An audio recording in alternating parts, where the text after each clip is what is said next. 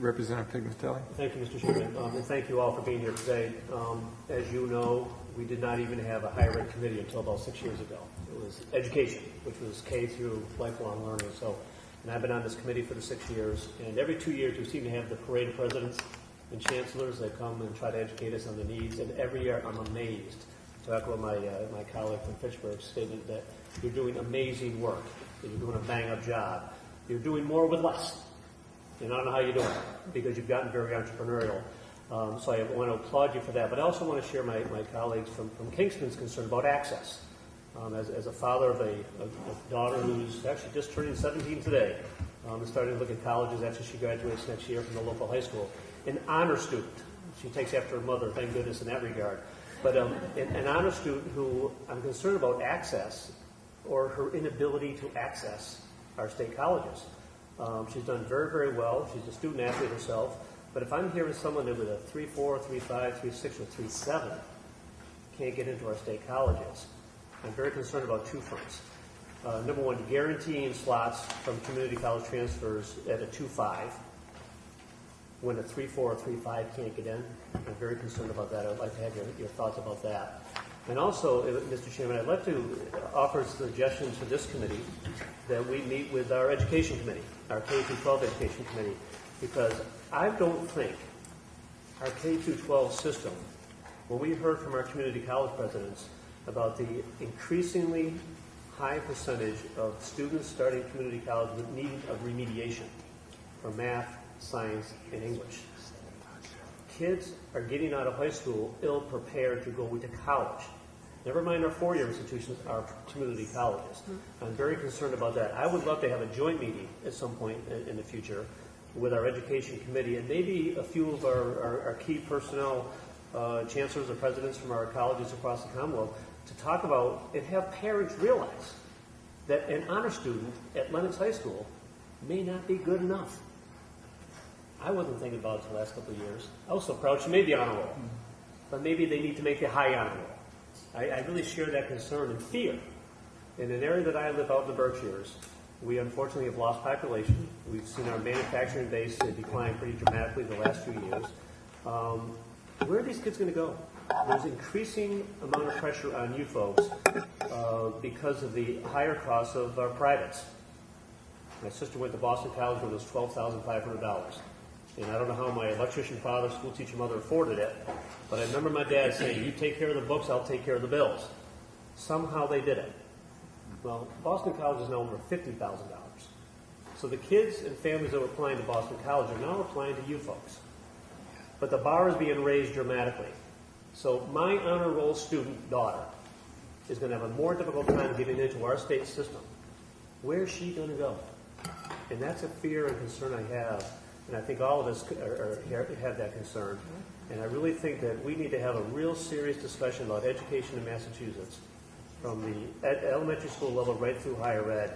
And are we preparing our students for that? Or are we just testing them to pass the darn test? Pass that MCAS test in 10th grade and that guarantees you graduating. But yet we're seeing a high remediation need for math and science and English. Because those last 2 years of high school are, hey, I can coast now. I passed the test. I can take now selective programs, and I'm guaranteed to graduate from high school. But we're not doing them service. I think we really have to have a real hard discussion. And to pick up my friend from Concord's thoughts about, we're still in difficult times. There's not going to be a lot of money over the next couple of years. But I think targeted investments, like we need to do with our local municipality, but targeted investments in higher education, we need to increase financial aid. I think that's the key. So maybe we can't give you lots of money overall, but let's target it. Let's give every kid in Massachusetts an opportunity to afford and maintain that affordability that we've talked about. So whether it's $11,000, it's a far cry from $50,000. But for some families, still a high percentage of first in their family to go on to college. $11,000 is a lot of money if I'm not sure if I have a job tomorrow. Make those targeted investments, and I think we could really make this thing work. But it's time, and I say this as a 6-year member of this committee, and I think our chairmen have done a fantastic job. I'm tired of the parades. I'm tired of the parades, and I'm sure you are as well. Every 2 years we bring you in, we talk about it, we praise you for the great work you're doing, but then we just cut your budget some more. Start putting our money where our mouth is. Stop the decline in population in Massachusetts. Let's get people to be educated here who come from all over the world to be educated here in Massachusetts. Let's give them an economic opportunity to stay here in Massachusetts. And if we don't do that, let's fold up our tents and go away. Shame on all of us. You guys are doing a bang-up job. Our community colleges are doing a bang-up job, and our four-year universities are doing a bang-up job. But we need to step up as a legislature and recognize the value of this if we're going to keep Massachusetts at the forefront of this world economy. So, thank you very much. Representative Pignatelli, I just wanted to, the committee will be meeting in October in a joint meeting with the Education Committee, so that's already in the works, and we're particularly looking at the issue of how do we coordinate between K-12 and higher ed to make sure that we're addressing some of those issues that that some of your students are showing up with needs for remediation in math and English language arts. So we are looking at that as a committee, and we will be meeting in October. Mr. Chairman, I don't want to go too long. It seems like we're getting to the end. I don't want the members of this committee to get the impression that we aren't working tirelessly, collaboratively with the community colleges in the state.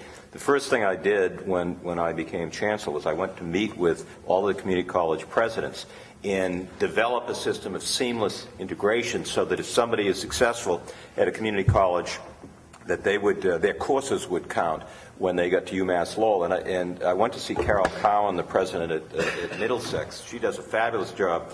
And she said to me, you know, Lowell is one of the toughest places to get all the transfer credits because the faculty senate won't necessarily agree that such and such a course at Middlesex meets what their standard is, for example, whether it's in physics or whatever the category happens to be. And we've worked tirelessly at that. I know that Bob Hollop at Amherst has developed a program with the community colleges. We have, and all the chancellors have. So I don't want to see this committee end because of the vice chairman had a situation where you presented a specific example, but we collaborate very closely. And in fact, one of our strategies in Lowell this year is to keep our enrollment steady with the new freshman class and slightly increase our transfer students. Why? Because somebody that transfers from a community college has a higher likelihood of success than somebody that we admit coming in the door. So that's part of we have a strategic plan at Lowell in order as we move forward. So I just want to make that point, and I don't make it just for Lowell. I make it for all of us because we work very closely with the community colleges. Could it be improved? Absolutely. We have to find a way to get more courses that count so that folks are able to transfer. But it is something that we devote a lot of time and attention to. Mr. Chairman.